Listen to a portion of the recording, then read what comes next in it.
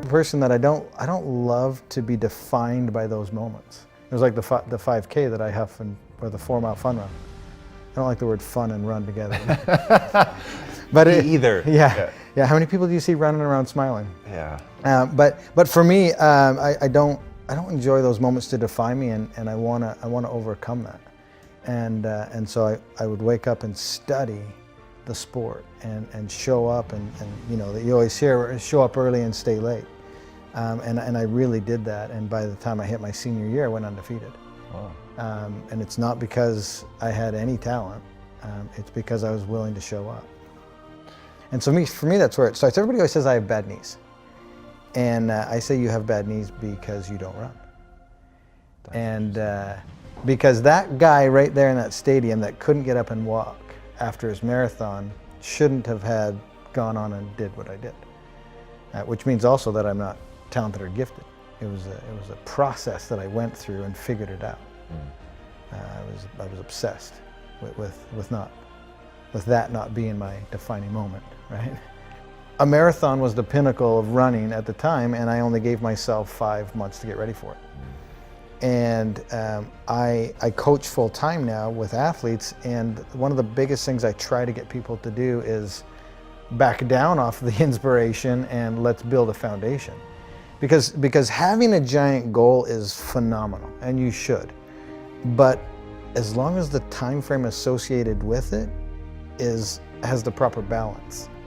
Because when I did the first world record, had I had the idea to do 50 consecutive, it still would have been a great goal, but not in that year. I had to go through the process and take my knocks and learn and evolve and grow to get to that point where I could even, you know, toe the line for 50. How much of the learning and growing was your body growing and getting stronger and more capable, and how much was knowing how to deal with what you were going to go through mentally? Yeah, both play a very pivotal role, because the amount of volume that I was doing, it's the smaller stabilizers, ligaments, tendons that don't develop as fast as muscles do. And that's why a lot of people get hurt, because they go too quick with the development of these things, and the muscles will always grow faster than the smaller stabilizers things, and people aren't paying attention to those details. And they just get so excited with the enormity of the journey that they're not paying attention to those small things. And if you overlook those, you're going to get injured and you're going to be sidelined. Mental's obviously huge, and that is the sword that you have to continually sharpen. So again, the goal would have been great in 2010.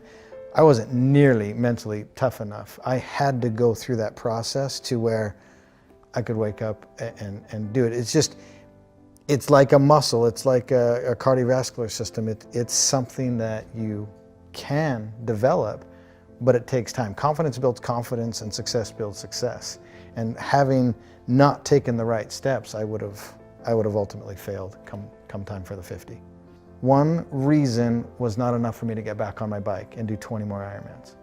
But as I started going through the list of everything that I was doing and why I was doing it, it's interesting because I would gather them all together, and I'd focus on this big ball, and I would bring it in close to me. And as soon as I focused on that, I started to experience a rebirth. Because now I was focusing on the very, very next moment that I had control over, and everything that I was trying to accomplish and why I was there. And I call this, you need to put a lot of thought and a lot of preparation and a lot of meditation into all of the reasons why. Because at some point in time, you're going to need to gather all those little bad boys up and intently focus on it to have enough courage to get back up and do 20 more Ironmans after everything that we went through. We're surrounded today by people being satisfied with mediocre. And for me, as soon as I realized that I could believe in myself, and I had a supporting crew beside me and around me, that it opened up a lot of the doors. And the moment I used someone else's standard of excellence, that was just enough to get me moving. And then you need to put that person aside or look past that person and create or do you. Create your own lane. And so for me, once I stopped looking at what everybody else was doing and then truly believed in what I could do, that, combining it with all those character traits that I talked about before, that's when human potential is truly can be found and experienced. How did you develop the belief in yourself? I think just over a long period of time. Again, it's that whole mental aspect of sharpening that tool and putting yourself in situations where you can learn and grow. Success builds success and confidence builds confidence. And just over time, as I started to do things, I was becoming successful at them. And I was doing a lot of little things consistently over a long period of time. And that's what allowed me to build the confidence to take on the next. And so it was learned.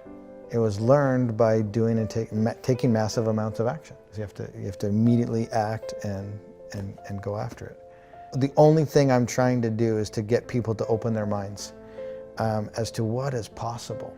We're living in a day and age where we're limiting what we think is possible. We're getting in our own way.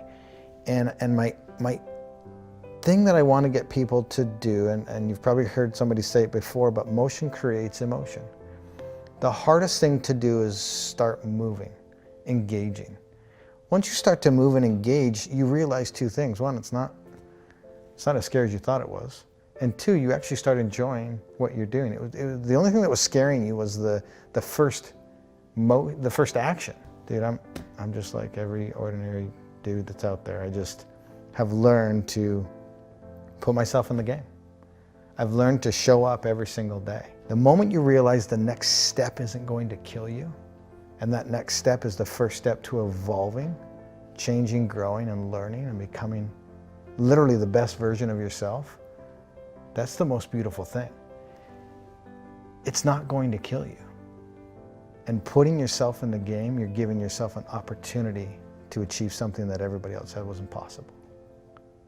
What do you say, or as a speaker, what do you say to somebody who they don't know what they want? I've got a friend right now who's massively struggling, and it's the exact question I asked him. I said, what do you want? What's your passion? What are you trying to accomplish? He could not answer the question. And so my next question was, this is what you have to do first. You have to find out what you want and where you want to go. Then we can start formulating the plan. You can't formulate a plan and figure out the steps unless you know where you're trying to go. You'll just spin around in circles and probably move backwards. How can you go somewhere if you don't know where you're trying to go and what you're trying to achieve? And here's what people do, is they get dead set on the journey that they want to take, and they're so rigid with how they're going to get there that they don't see the door over here, and they don't see the bend in the river, and they try to cut because they know they're going right here, and they try to cut through. Well, they didn't know at this bend of the river there was a paradise and a picnic waiting for them that would have opened up a door. Maybe their sweetheart was waiting there for them. Don't be so rigid with how you're going to get there, because that's how you're going to discover what your passions are and who's supposed to be on your journey. And that's how truly you're going to discover what your passions are, by showing up every day, digging, grinding, hustle, whatever you want to call it, and being open to all the opportunities. Yeah, for sure. One thing I've learned is I can't change anybody. They have to be in a space and ready to do it and do it for themselves. And so for me to hold somebody to my standard, I think is somewhat unfair. Now, I hate excuses. I hate entitlement. I want to hold people to that standard, but it's not fair because they're on their own journey, and I'm not living from their perspective. Everybody's heart is different. And for me to judge somebody else to my standard is unfair because I don't know where they are in their journey.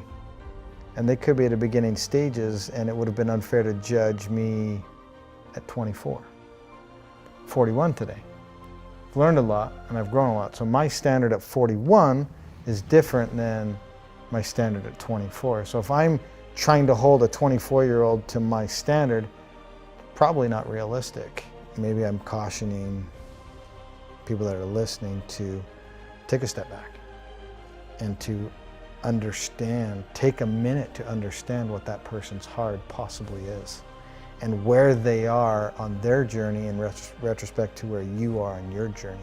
That's really, really insightful. I love that a lot. And knowing what somebody's heart is, I think is, I'm going to use that.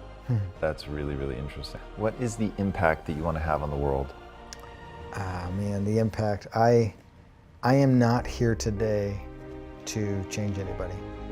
And we just had a good conversation about people at different times of their journey. And for me, I literally just want to have people understand that you have to move to start feeling something.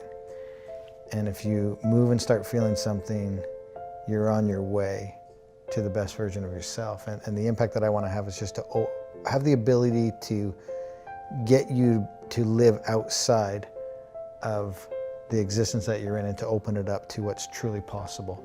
And if I can just get people to understand that you're in your own way and to open up Pandora's box, per se, then you'll truly find what your limits are. And I hope that you don't find your limits, that you exceed your limits.